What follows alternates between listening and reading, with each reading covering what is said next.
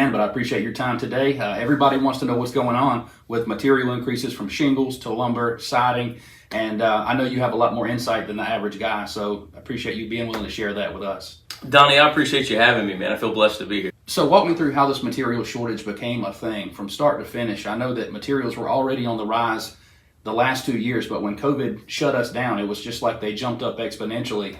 Can you give us a little bit of insight about how that got started? Yeah, I can. It's I've been in the roofing industry for about 15 years now. Mm-hmm. So I'm going to speak specifically on that. Right. But I've never seen anything like it. I mean, obviously, we're in a pandemic, and there's people all across different markets and industries that are experiencing things that they've never experienced before. So, March and April is when COVID really kicked off, and that's usually the pickup for the roofing industry. Right. And to be frank, no one knew if we were going to be essential or non-essential. So what distribution started doing is we started depleting our inventory, stopped buying more material and holding on to the material that we had and try to transfer it around, just because call it what you want to call it. It's cash, it's money. Exactly. And so we were keeping money in our checking account and not buying from the manufacturers. And that's not just you; that's widespread across the industry. All the material distributors did the same thing. Absolutely, that's nationally based. So that's the big players and the small guys like us, that small independent. So and with that being said, obviously there were protocols put in place with the manufacturers, social distancing.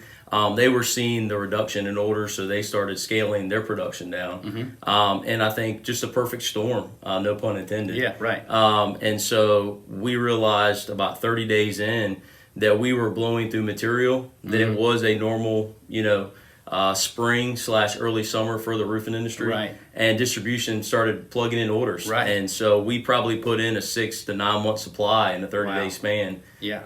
So nothing slowed down. We were all just as busy as we were this time last year. Absolutely. We've all been blessed in the roofing industry and continue to jam. And because of that, because of the reduction on the production side from the manufacturers and the influx of orders from distribution, we are where we are today, which is all of the manufacturers, or most of the manufacturers, are on allocation, which describe what allocation. Yeah, absolutely. Allocation is they allocate material to you based on your prior year purchases. Right.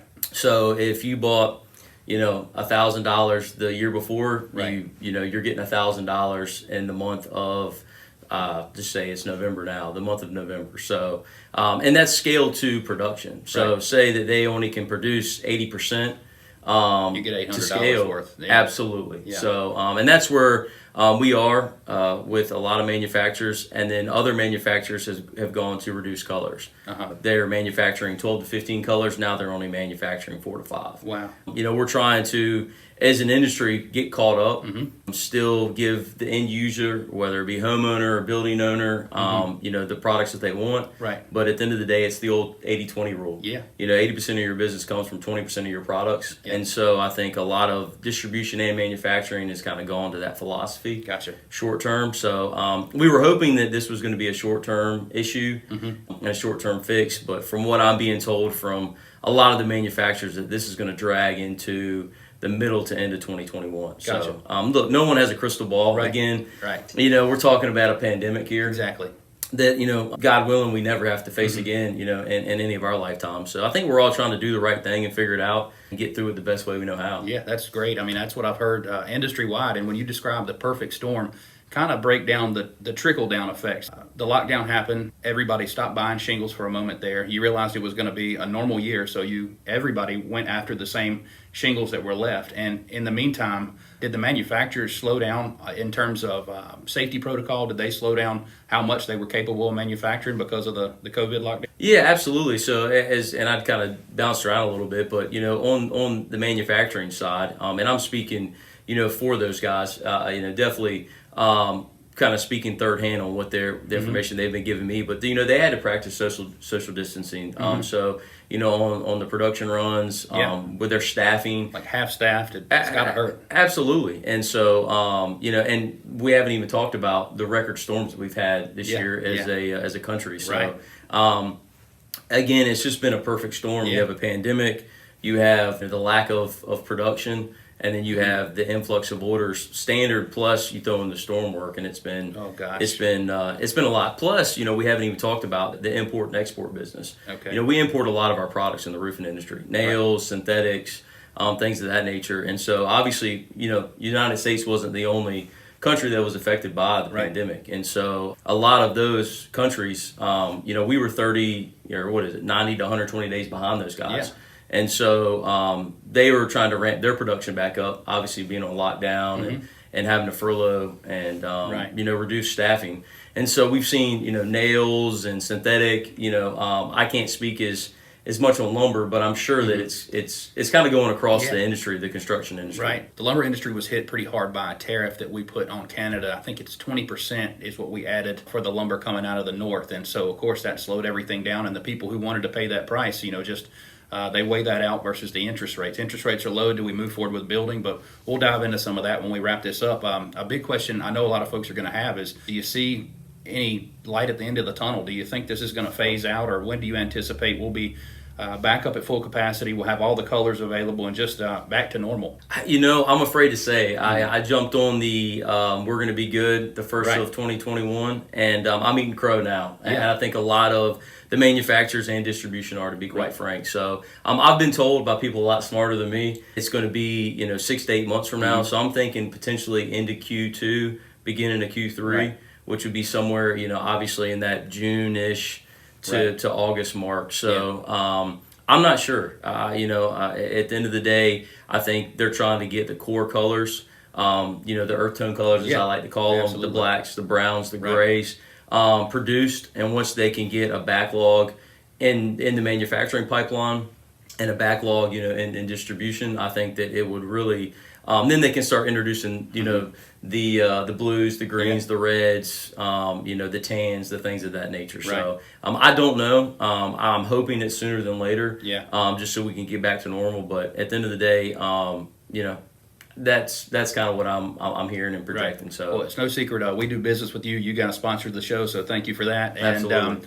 And I've noticed that.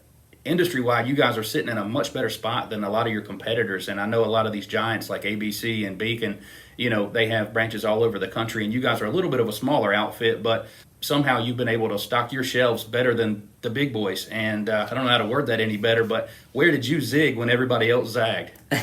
Well, Donnie, those are your words, not mine. But no, we are. We're an independent regional distributor. Look, we're no near the size of an ABC or a Beacon. And look, those guys run a phenomenal business, and we tip our hat to those guys and obviously emulate some of our things, after them. We're not as well known as those guys. I mean, look, we just opened a new branch in the Triad market. And so we couldn't and can't be out of material. We don't have the brand recognition that an ABC or a Beacon has in those markets. So when those guys stopped buying, we kept buying. I guess we shoved in on the river card, hoping that that we were going to be essential, and hope that at the end of the day, us taking that gamble would pay off. And it has paid off for us. I don't want to sit here and say that we haven't been out of material. We have. We've had the same struggles as the big guys. But at the end of the day, I think the partners that we've partnered up with have supported us through this, and we've been able to zigzag and bob and weave through this thing. As well, if not, better than some of our competition. Yeah, well, if nothing else, the end user, who is myself and then the homeowner, they seem to all have the perfect setup to make a charcoal or a pewter gray or weathered wood work.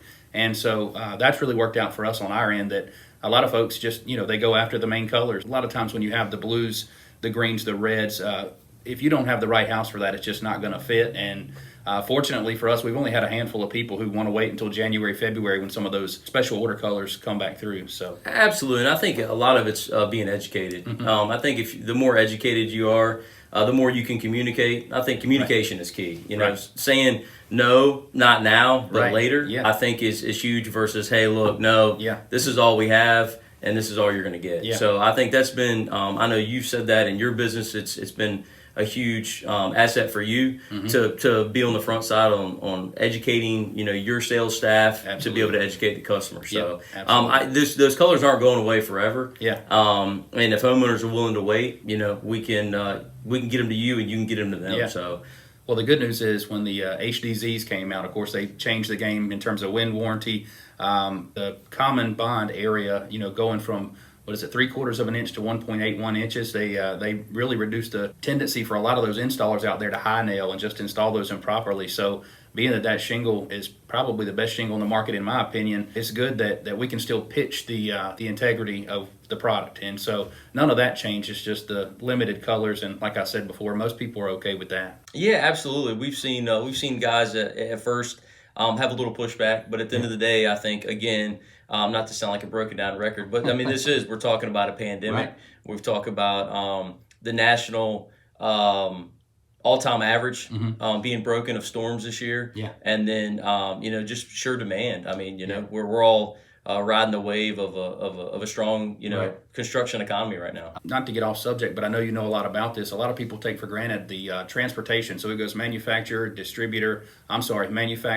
transport to distributor, transport to roofer. And have you heard anything on the transportation side of this? Yes and no. I think that was a huge deal about 1.5 years, 2 years ago, when e-logs came out, Right. and everyone was trying to get adjusted to it. Yep. I feel like obviously in the last 18 to 24 months, obviously the trucking companies and us internally have gotten used to the runs and how to work with it within it. And so I do think it'll always be an issue just because you're relying on a third party to get it from point A to point B. To answer your question on the trucking, I don't think that it's playing as a big of an issue this year as it has in years past, just because of everyone's familiar with it now. Yeah. And at the end of the day, I think manufacturing, production, and then obviously the import business is affecting us way more than the trucking. Way than the trucking. Absolutely. We did a radio show, I want to say about a year ago, and we commented on the average age of a truck driver in the United States is about 55 years old. So the young guys just aren't getting into it. And I knew that would eventually catch up with us. I just don't know enough about the trucking industry because, like I said, we're the end user and you guys deal with all the trucks, and we just put the order in on the computer and it shows up. So that's good news. And the big three in terms of manufacturing, distribution, imports, the trucking at least is one thing that we don't have to worry about for the time being. Absolutely. And I don't want to say not worry about it because I think it's always an issue, as I was kind of rambling earlier. But I think, when you prioritize what are the main issues right now, I think that's further down than it was probably in years prior. Gotcha. So, Okay. but yeah, definitely. I mean, obviously, getting it to the end user, it'll always be a factor. Right. So one uncomfortable thing to bring up is the price increase. I know that the prices have gone up, and you said they're going to go up again, which we knew that. And unfortunately for everybody, we just have to pass that on to the customer. But in terms of the big picture, if you want to compare this to lumber's up, and depending on what you get, 2x4 is not so much, but things like OSB, that's up 300% from what it was just a year ago. And lumber prices in 2018 and 2019 went up, and everybody attributed that to landfall and hurricanes, and especially in our area. With this happening, and then the tariff that we mentioned that was put on the Canadian lumber that gets imported, like you said about roofing, the lumber thing was just the perfect storm.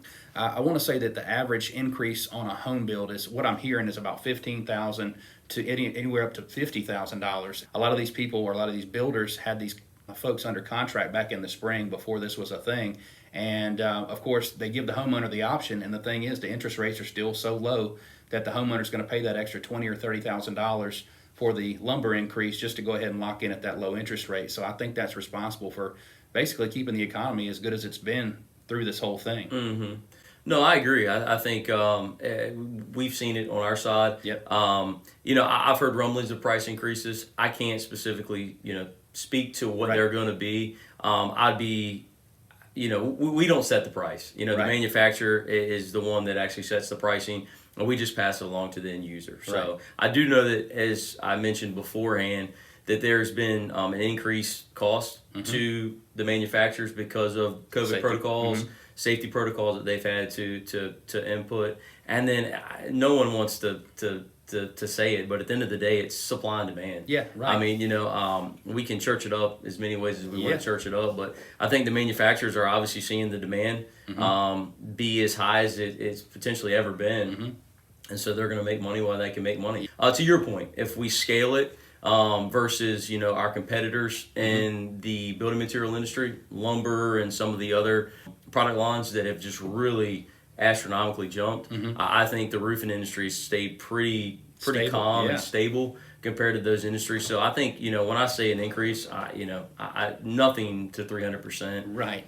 5 to 8% maybe. Yeah, right. And like I said, I'm 100% speculating. Yeah. But I've heard rumblings, and so I wouldn't be shocked if Yeah. come first of the year, there's not another little bump on the residential Yeah, side. that's much easier to absorb. If you told me that the price was going to triple, like with OSB, and when you take into consideration where that goes on a house, of course, it goes on the roof, it goes on the walls. I mean, that's a chunk. And if you couple that with the price increase for the 2-bys and just how much they went up, I mean, it's astronomical. And a lot of folks are just wait until next year. They're waiting to see. I have an insider at our truss manufacturer here locally, and he said that prices are expected to dive in December. Okay. So hopefully that will happen. And a lot of these folks who are hanging tight on getting their house out of the ground, if you wait till this time of the year, I always preach that you might as well wait until spring, because unless you can get a house up out of the ground past the foundation and have a dry work area, it's just going to be a muddy mess in January and February. So, but we'll see. We see the demand. We're actually have a couple of houses that we're going to start on, and we're putting those on hold until March, April.